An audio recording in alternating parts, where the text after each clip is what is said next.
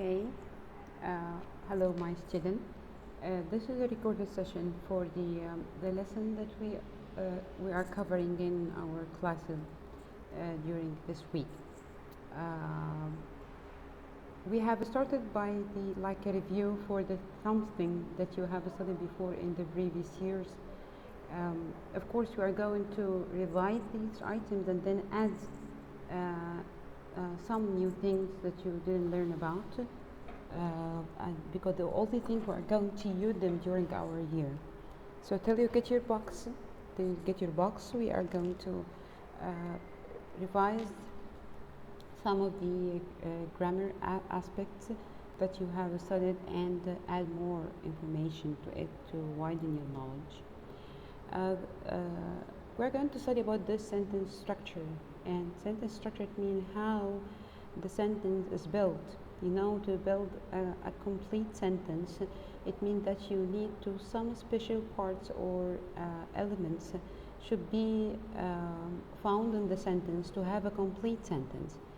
Nevertheless, the order of those parts, they should be put together in a special part.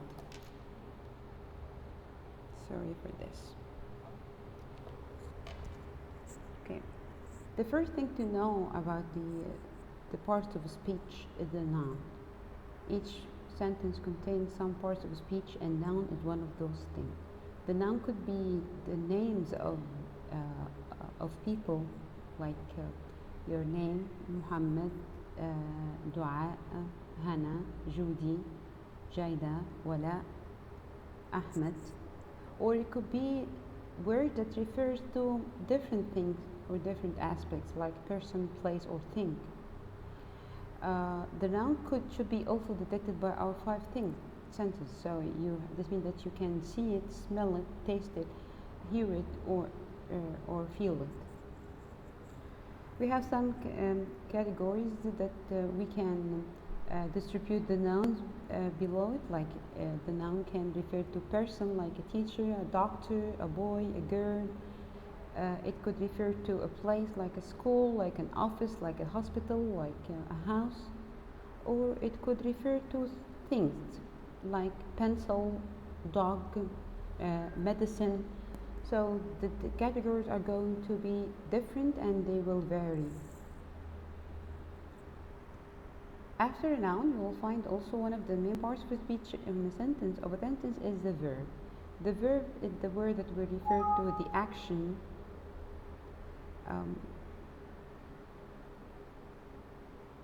That's better. The verb will refer to the action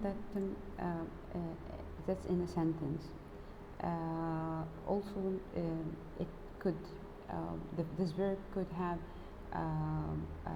an action in it, or a kind of movement, or sometimes it's a verb that used to describe a state or being of the noun of the sentence.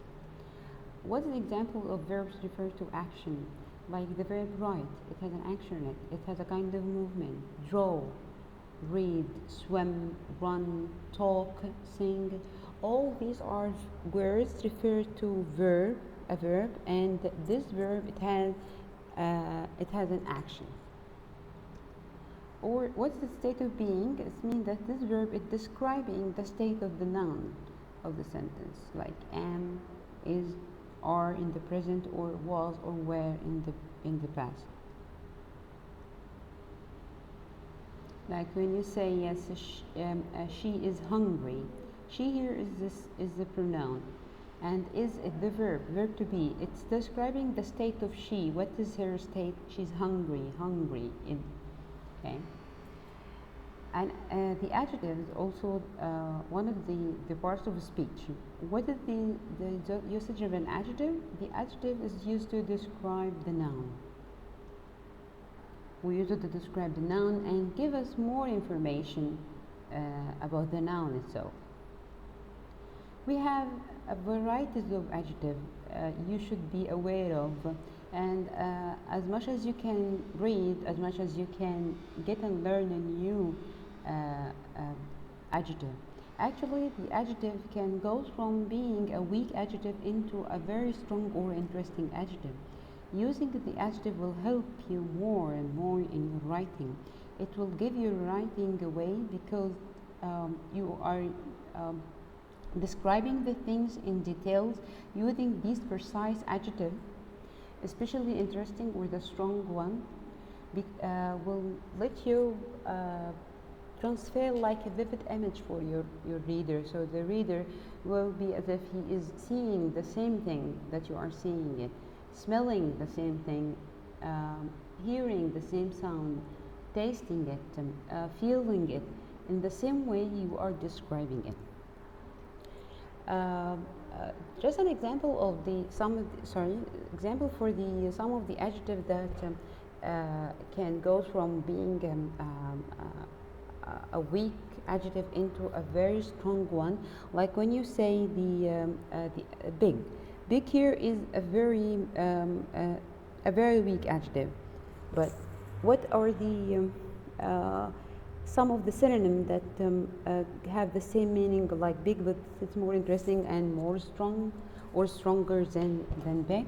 It's like when you say a giant, when you say huge, when you say gigantic, when you say enormous. All these are adjectives. They are synonyms for the word for the adjective big, but they are more interesting and more stronger than it. And we have the adverb. As long as the adjective is describing the noun, so the adverb is describing the verb. How can I describe a verb? By describing how this action happened. How did he walk? Did he walk slowly or fast? Slowly and fast, those are two adverbs. They are describing the verb, which is walk. When you say that he walked, okay, this is enough for me. But if you give me more information about the way he was walking in, so you are also transferring or drawing a vivid image for your reader. The adverb not only describes the verb, it also can describe another adjective or describe another adverb. Like when you say she is very beautiful. Very here is an adverb and beautiful is an adjective. So very describe beautiful. That she is not only beautiful, she is very beautiful. Or describe another adverb when you say he walks very slowly. Very also an adverb, describe another adverb which is slowly. So adverb describe or tell us how or how often the things happen and how does it happen and how often. Slowly and calmly is how, really also how, always always is how often. Or it could be adverb phrase to tell you when or where, and here you find it's a phrase because it has more than a word. Like when you say to the store, after school, during tutorials, for an hour, all these are adverb phrases.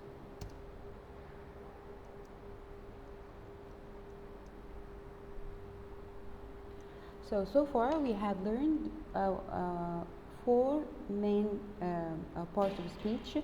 They are the noun, the verb, the adjective, and the adverb. What about the predicate? What is the predicate? Some people are tricked by or confused by the difference between the predicate and the verb. The predicate is part of a sentence and it tells us what the subject does or do. Isn't it the verb? No. The verb is part of the predicate. What happened? It answers the question, what happened? So they will find all the time that the predicate will contain the verb all the time, followed by adverbs, more noun than adjective. It means that the complement of the sentence. This example, went to the store. Went to the store. Went here by itself, this is the verb itself, the past tense of go. To the store, this is the it could be a prepositional phrase or it's the adverb phrase, to the store. But when I joined went to the store all together, we call this a predicate. So the verb is a part of the predicate. moved to Manila last week. Moved is the verb, and moved to the Manila last week, all of it is the predicate. So I hope that the difference between the predicate and the verb is clear from also from the other or the rest of the sentences.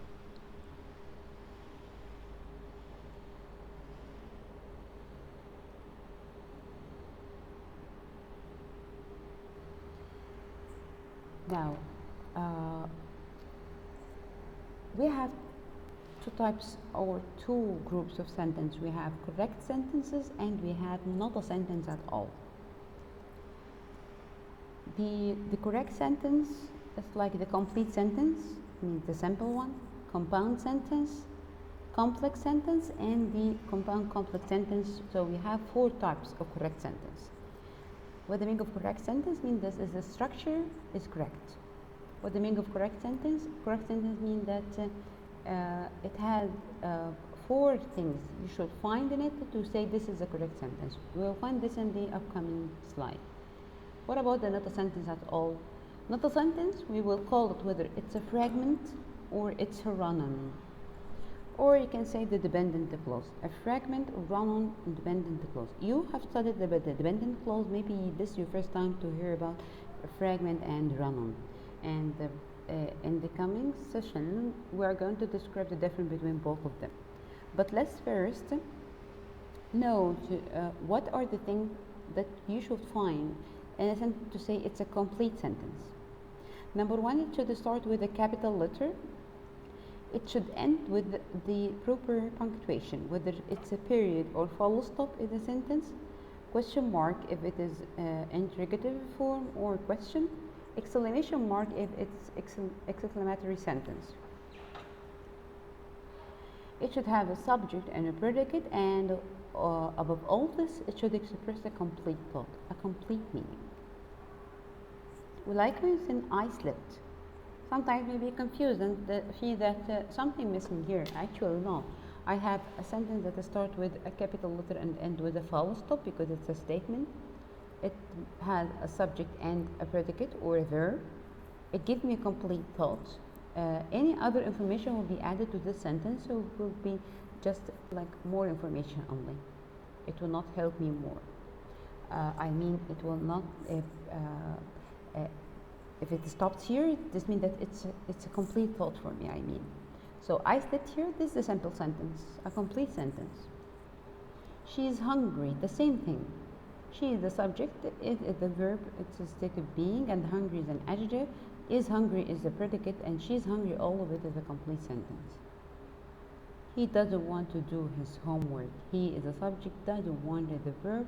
Doesn't want to do his homework is the predicate, and it gives me a complete thought. It starts with a capital letter and ends with a full stop. So this means that it's a complete sentence. This is the meaning of a complete sentence. The other thing that we are going to study tomorrow, or you'll find it tomorrow, it's the what is not a sentence. What are the things, if I see it, I will say this is not a sentence, it's a wrong one. Okay, this is we have to stop here, and tomorrow we will, when you come back, you'll find a new lesson. Thank you very much and see you soon. Bye.